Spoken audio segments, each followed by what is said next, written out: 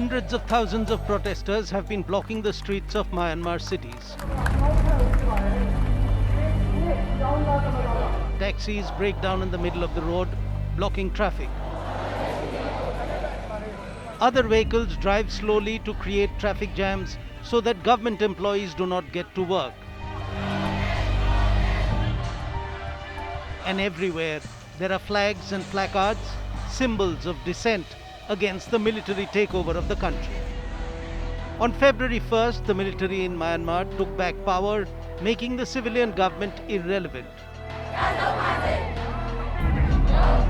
Prominent leaders were detained and some were charged with crimes that seem out of place. Nobel Peace Prize winner Aung San Suu Kyi, the state councillor and the nation's democratic icon, has been charged with having flouted the country's Import-Export Regulation Act.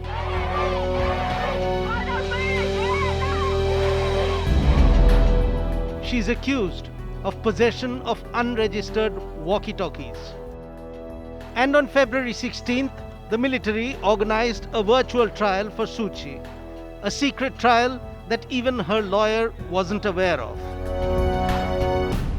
Aung San Suu Kyi was charged not only with one case, as we have already known, two cases.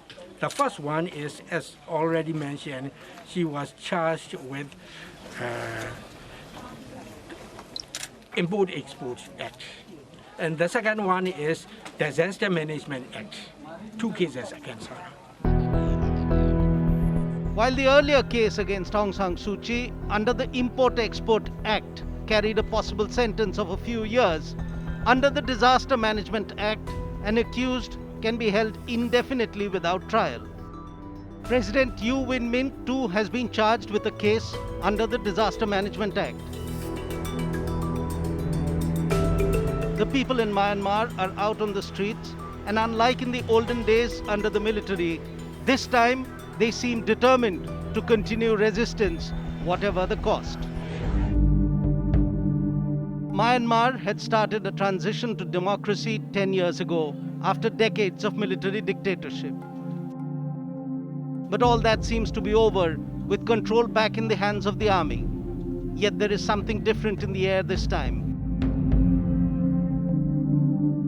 People of Myanmar are finding common cause to resist the army coup.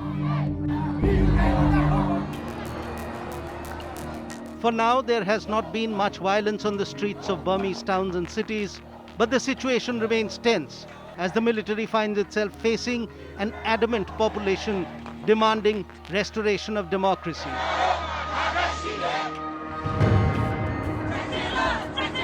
The level of passive resistance against its armed masters is unprecedented in this country.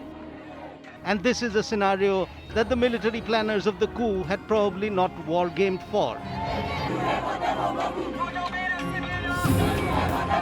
For now, the demand for the release of Daw Aung San Suu Kyi is only increasing by the day.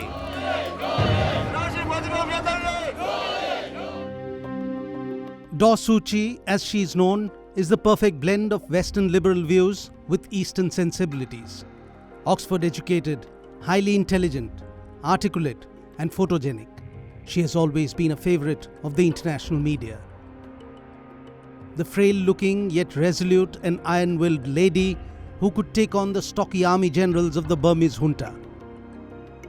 Her loyalty to the people of Burma, her stance on democracy, and her solidarity with those imprisoned for demanding democracy earned her the respect of Burma and the world. Hers was the cause for democracy in the East. And she was and is the shining symbol of man's inherent, indelible right to be free and to live without persecution. Aung San Suu Kyi is the daughter of Myanmar's independence hero, General Aung San, who had worked to unite the various national groups of Burma to secure their independence from British rule. But on 19th of July 1947, 6 months before Burma was to become free, General Aung San was assassinated. His daughter Suu Kyi was just 2 at that time. He was an idol for Burma. He was Burma's, how shall I put it, Mahatma Gandhi and Subhash Chandra Bose combined in one. He was a great freedom fighter and democrat, but he was also an army general and a great victor. And this combination was very powerful in Burma. Burma became independent on 4th of January 1948, and 10 years later, in 1958, the army took control over the country for the first time. When democracy was restored, General Aung San's widow and Suu Kyi's mother gained prominence as a political figure in the newly formed Burmese government. In 1960, she was appointed Burmese ambassador to India, and the 15-year-old Suu Kyi came to live in Delhi with her mother. Sue, as I call her, was in college with my sister Lady Sriram. Her mother became good friends of my parents. As a child, I would often go across to her mother's home and have khao sway. I loved khao sway, and in particular something that her mother's cook used to make, black rice pudding. I was a small little fat boy, as Sue often teases me, and her mother would feed me almost like a little pig. In 1962, there was another military coup in Burma, beginning the country's decline under military leadership. In 1964, Suu Kyi left India for Oxford University in the UK, where she studied philosophy, politics and economics. It was here that she met Michael Eris, whom she married in 1972. Sue was always a very idealistic woman. She had a very keen sense of idealism and a very firm, determined commitment to her principles. I remember a little story from Oxford in the 1970s, which shows you what sort of person she was and how she would respond to even the slightest hint of racial prejudice. I had been babysitting her son, came, Michael and Sue had returned after a movie they'd gone to see, and she'd said, let's have some cake and coffee before you go back. And while sitting, chatting, I told her a joke about the Chinese people, and unthinkingly, I called them chinks. And instantly she interrupted and she said, that's not acceptable, Karan. Not even in humor can you do that. And I could tell from the seriousness of her tone that she really meant what she was saying.